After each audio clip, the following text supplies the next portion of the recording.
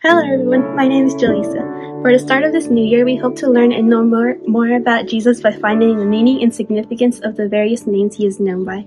Jesus has numerous names, and one of them is the Prince of Peace. So why is Jesus called the Prince of Peace? In Isaiah 9:6, Isaiah makes a prophecy about the coming Messiah. So he says, "For to us a child is born, to us a son is given, and the government will be on his shoulders, and he will be called Wonderful Counselor, Mighty God, Everlasting Father, Prince of Peace." So the original Hebrew phrase is Sar Shalom. The Hebrew says that the child will be the Sar Shalom, which is where we get the title Prince of Peace. Shalom means peace, but Sar in the Old Testament carries military connotations, implying something like a warlord. So Jesus is the warlord of peace. Of course, it can also mean ruler or just prince, but I found the other meaning interesting.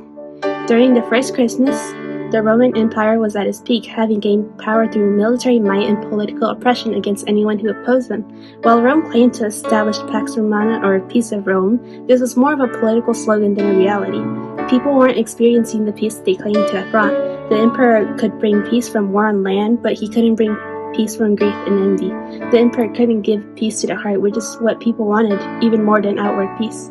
Since Rome's methods of achieving and maintaining peace were cruel and tyrannical, the world waited for true peace to come.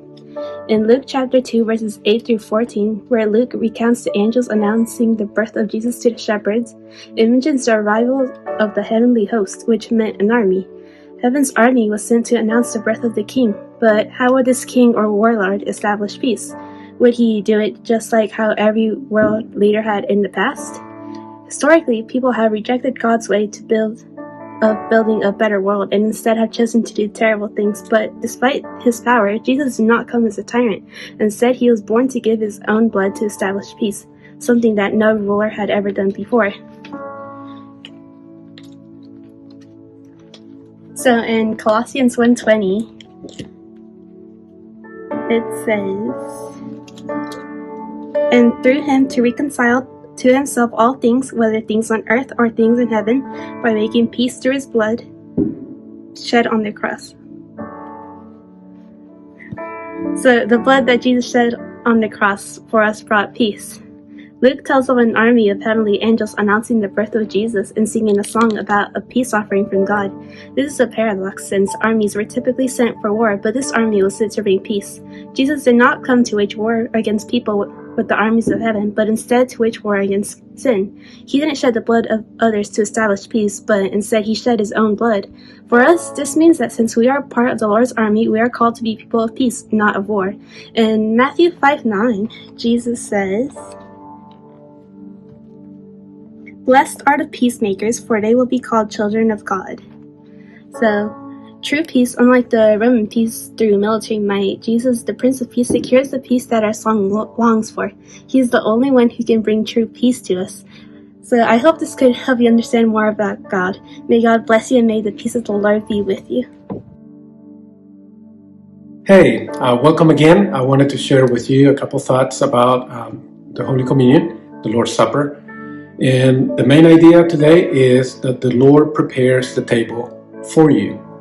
And when you think of that, you think that you are being invited by the Lord who set the table so you can come and have communion with him. So everything that I'm going to share with you, it comes from Genesis 14 and Psalms 23. So in Genesis 14, what you find is the first time the bread and the wine is mentioned in the Bible. And the situation there is when Abram had come back from the war and had won the war and recovering his nephew Lot. He was coming back from that victory, and Melchizedek came to his encounter. And Melchizedek, the priest Most High, basically Jesus pre-incarnated, and that is beautiful in itself, but it was the Lord who was ministering to Abram the bread and the wine. And so you can take from that, from the very first mention in the Bible about the bread and the wine, that is the Lord providing it. It's the Lord bringing it and saying, please sit down and be nourished, be blessed, and We know and we understand from the symbolism of the blood and the body from the exodus of Israel from Egypt that points to Christ. So this is a preview of what the body of Christ being broken for us and the blood of Christ being shed for us means. But what I want you to go away with is that it is the Lord who is inviting you to have communion with Him. I mentioned last time that in Revelations 3:20 it says, "Here I am, I'm knocking on the door, and if anyone comes and opens the door, I will come and dine with him." That's His desire. His desire is to have communion with you. And in Psalm 23, and we'll look at Psalm 23 later on during the 40 days, but in Psalm 23 it says very clearly, "You prepare a table for me in the presence of my enemies." You prepare, you, the Lord, prepare a table for me. You're the one that sets it. So I want you to go, I will encourage you to go to the Lord's table today, knowing it is not you who is setting it up. It's not you who is providing, but it's the Lord who is inviting you to His table to eat and to be nourished from what He has done for you. So I hope you enjoy it, and God bless you.